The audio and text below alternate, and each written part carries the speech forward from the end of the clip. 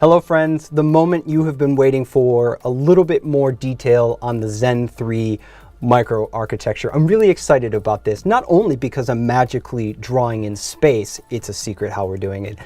What's not a secret is Zen 3 has broken cover. It contains a large series of performance improvements over Zen 2. Some of them you can only talk about, but some of them we can actually draw. And that's what we're gonna do. We're gonna show you the major difference between Zen 2 and Zen 3 on a physical layout perspective. But to do that, we have to rewind the clock just a little bit back to the 3rd gen AMD Ryzen processor. And for example, I've drawn here an AMD Ryzen 7 3700X. It has one compute die with 8 cores, and it has one I/O die that handles PCI Express, SATA, USB. And all the 3rd gen Ryzen processors kind of look like this, with 1 or 2 dies. But have you thought a whole lot about how that compute die is actually laid out? It matters. So let's zoom in. That's what we're gonna do. So we're gonna draw an arrow over here and we're gonna blow it up into a larger size. And what you'll find in the middle is L3 cache. There's 32 megs, so we'll just put a little 32s. Hard to write small with a marker like this, but 32 megs of L3 cache, and then also 4 cores on each side. So you've got 32 megs of L3 cache and 8 total CPU cores. And that is how we are laid out today in a Zen 2 microprocessor. So let's put Zen 3 on the board, and it looks a little bit different.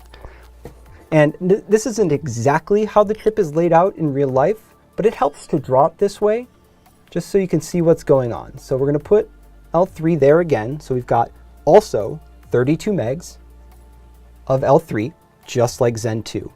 But here is the big difference, how the cores are laid out. We've got still 8 cores, but they're all together. All 8 cores are in one single large block. And here's a major difference. If on this CPU with Zen 2, you want to talk to the other group of 4 cores, you have to leave the CPU through the I/O die and come back up, right? You have to do this. You have to go back and forth between the 4 cores. And the same is true with cache. In fact, we can show you the division just by drawing it. The chip is kind of cut in half. That CCD is somewhat cut in half. You've got 16 megs with 4 cores on one side and 16 megs with 4 cores on the other side. And this is really great for scalability because it allows AMD to bolt groups of 4 together to make much larger blocks. So that's how we got to 16 cores in Socket AM4, or heck, 64 cores with Threadripper. The design is awesome for scalability.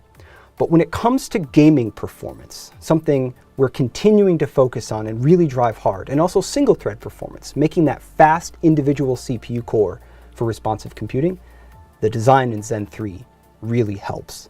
Having all of those cores together eliminates some communication penalties of leaving one group to go to the other.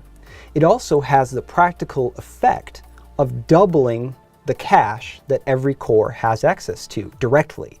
So on Zen 2, each group of 4 has direct access to 16 megs, but on Zen 3, direct access to 32. So let's put it together. You've got all 8 cores that can all talk to one another directly. And you've got 32 megs of cache where all the cores can talk directly to that too.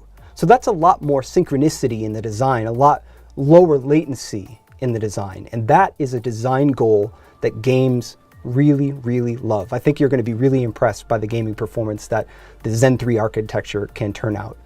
Oftentimes, it's difficult to talk about architectural changes in a diagram. Some of them are a little new connection from point A to point B, and that doesn't show up well in a picture. But this one does. This is a major design change coming into Zen 3, bringing 8 cores and 32 megs of cache together in one large block.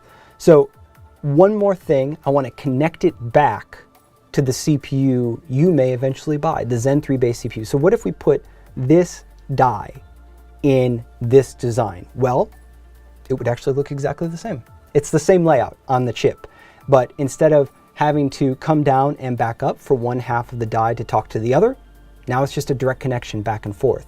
And if you wanted to add a second die, like we do with the AMD Ryzen 9 3900X or 3950X, well, that's fairly straightforward as well. You would just put another die in the package. So it doesn't change the layout of the AMD Ryzen CPUs with Zen 3.